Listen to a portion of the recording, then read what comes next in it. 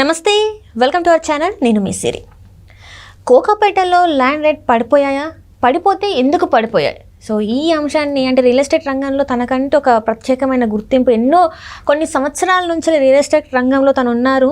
తను ఎవరో కాదు, డాక్టర్ నంది రామేశ్వరరావు గారు, founder and CEO of realtor oxygen. నమస్కారం సార్. నమస్తే అమ్మా. సార్, ఇప్పుడు చూస్తున్నట్టయితే కోకాపేటలో ఏంటంటే భూముల రేట్లు పడిపోయాయి అని చెప్పేసి వార్తలు వస్తున్నాయి. అయితే పడిపోతే అసలు ఎందుకు పడిపోయాయి? నీకు ఎవరు చెప్పారంటే మీడియా వాళ్ళకి పని పాట ఉండదు. పడిపోయాని ఎవరు చెప్పారు, పడలేదని ఎవరు చెప్పారు? ఇది ఏదో మీడియా ఎట్లా ఉందంటే ఇదిగో తోక అంటే అదిగో పులి అని చెప్తారు. Kokapet highly esteemed place. మొత్తం యావత్ ప్రపంచం ఆ కోకాపేట గురించి మాట్లాడుకుంటుంది. సో నేను అలాగన్నా సరే కొద్దిగా ఆర్టిఫిషియల్ జంప్ అయితే ఉంది, అది వాస్తవం. ఈ కోకాపేట అనేది ఏదైతే 100 కోట్లు అనేది 100% నేను ఏకీభవించాను. It is an artificial jump. మీకు అర్థమవుతుందా? ఇట్స్ అన్ ఆర్టిఫిషియల్ జంప్ అంటే సడన్ హైప్. అవును సార్. ఇప్పుడు కొంతమంది సిరిమంతులు అవుతారు. మొదటి నుండి సిరిమంతులు అయినప్పుడు ఎలా ఉంటారు? నిలకడగా నిదానంగా ఉంటారు. మధ్యలో వచ్చిన వాళ్ళు ఎలా ఉంటారు మీకు తెలుసు. భూమి మీద నడ్డు 3-4 ఇంచుల పైన గాలిలో తేలుతున్నారు అన్నట్టు అంటారు. గాలిలో తేలుతున్న ఏదో సాంగ్ కూడా ఉంది.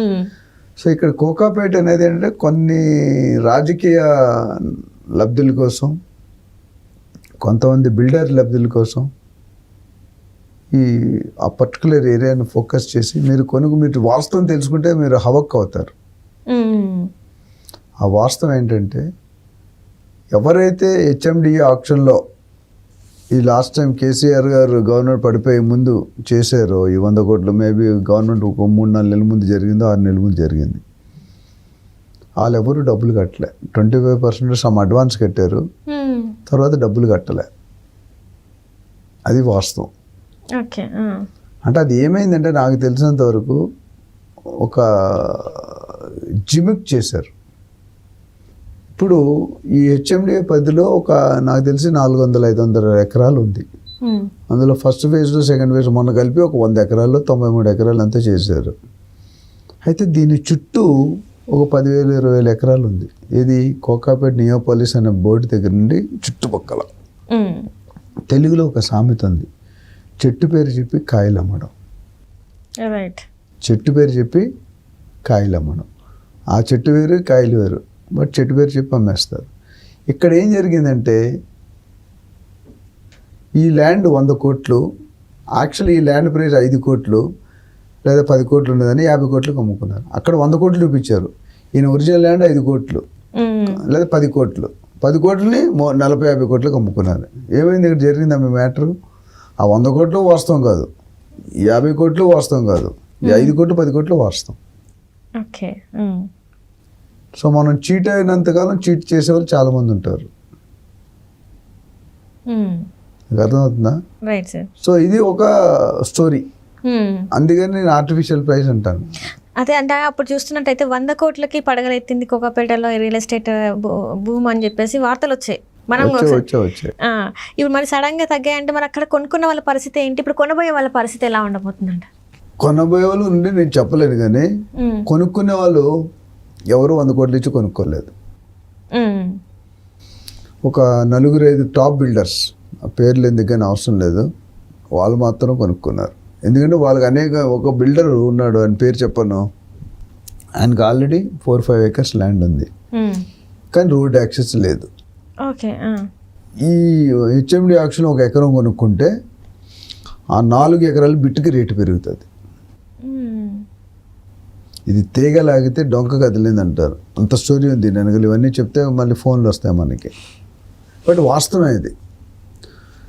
మరి ఇప్పుడు రోడ్డు ఉంది, నీకు కూర అంతా వండాను, అందులో ఉప్పు లేకపోతే ఏమవుతుంది?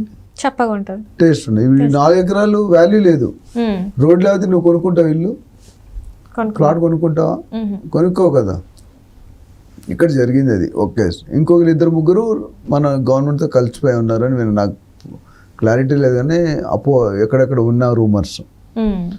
సో అందుకని ఆ రేట్ అలాగే మిగిలిపోయింది. కేసీఆర్ గారు వచ్చుంటే డిఫరెంట్గా ఉండేది. ఇప్పుడు కేసీఆర్ గారు వాస్తవాలు బయటకు వస్తున్నాయి. సో ఈ 100 ఎకరాలు పేరు చెప్పుకొని ఇప్పుడు ఒక బిల్డరు పేరు చెప్పను, ఆయన అడ్వర్టైజ్మెంట్ చేస్తాను, ఐఎమ్ గివింగ్ 30% డిస్కౌంట్ అని. అక్కడ వెళ్ళాక ఏం చేస్తారు, పక్క ల్యాండ్ చూపించి వాడి రేటు ఎక్కువ ఉంది, నా రేటు తక్కువ ఉంది, అందుకని 30% డిస్కౌంట్ అన్నాడు. కానీ సేమ్ అదే రేట్కి అమ్ముతున్నారు. ఆయన ఏం తగ్గట్లేదు. అదే పక్క ప్లాటు ఎక్స్ ప్రైస్ ఉంది, ఈయన ప్రైస్ 30% తక్కువ ఉంది. కానీ అడ్వర్టైజ్మెంట్లో ఏమంటాడు, వీఆర్ ఆఫరింగ్ 33% డిస్కౌంట్ అండి. అక్కడికి వెళ్తే ఏమవుతుంది, పక్కది నాకంటే 30% ఎక్కువ ఉంది, నాది కరెక్ట్ ప్రైస్ అంటున్నాడు. సో మోసం చేస్తున్నారు జనాల్ని. అంటే నేను మోసం అంటే మోసపోయి ఉన్నంతకాలం మోసపోతాం. నీకు అర్థమవుతుందా? Right sir. సో ఇన్వెస్టర్స్ ఎప్పుడు కూడా కొన్ని లక్షలు కొన్ని కోట్లు పెట్టుకున్నట్టు జాగ్రత్తగా ఉండాలి, శ్రద్ధ వహించాలి, నిజాలు తెలుసుకోవాలి, ప్రొఫెషనల్ ద్వారా వెళ్ళాలి. సో ప్రతి పైసా వాళ్ళు సంపాదించేది వేస్ట్ కాకుండా చూసుకోవాలి. లేకపోతే ఏమవుతుందంటే పీస్ ఆఫ్ మైండ్ దెబ్బతినేస్తారు, స్ట్రెస్ లెవెల్స్ పెరిగిపోతాయి, డిప్రెషన్లోకి వెళ్ళిపోతారు. నీకు గత ఎపిసోడ్ చెప్పాను కదా, 75 కోట్ల ల్యాండ్ని 30 కోట్లకు అమ్మేశాడు. ఇంకా అది అమ్ముకోపోతే అది కూడా పోతుంది, వచ్చే కూడా రావంటారు అది. సో ఆయన ఏదో సత్యుడి పెళ్ళికి వచ్చిందే కట్టం అంటారు కదా.